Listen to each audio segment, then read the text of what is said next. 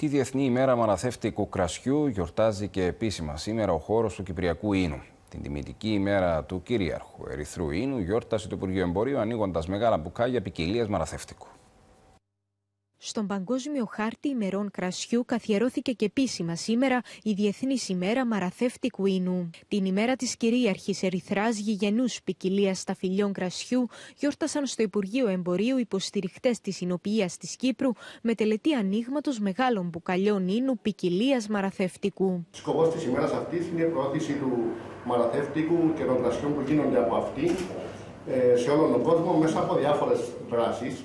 Η ημερομηνία εορτασμού της είναι η σημερινή 1η Δεκεμβρίου και πραγματοποιείται κάθε χρόνο με μεγάλη επιτυχία.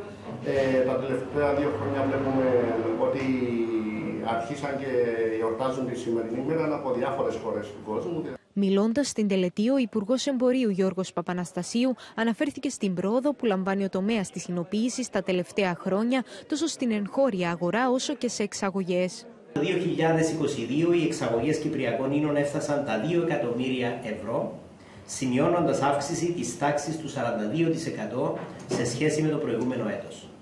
Το Υπουργείο Ενέργειας, Εμπορίου και Βιομηχανίας, αναγνωρίζοντας τις προοπτικές και τα πλεονεκτήματα τόσο του μαραθεύτικου, όσο και των υπόλοιπων γηγενών ποικιλιών ίνου που παράγονται στον τόπο μας, καταβάλει κάθε δυνατή προσπάθεια για αύξηση της εξαγωγιμότητας.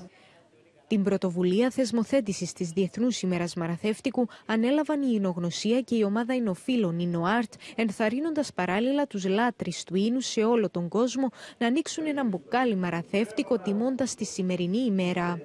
Το μαραθεύτικο ανταγωνίζεται τις ευγενέστερες εισαχθήσεις ποικιλίες και ξεχωρίζει για την ανώτερη ποιότητα και τα φρουτώδη αρώματά του.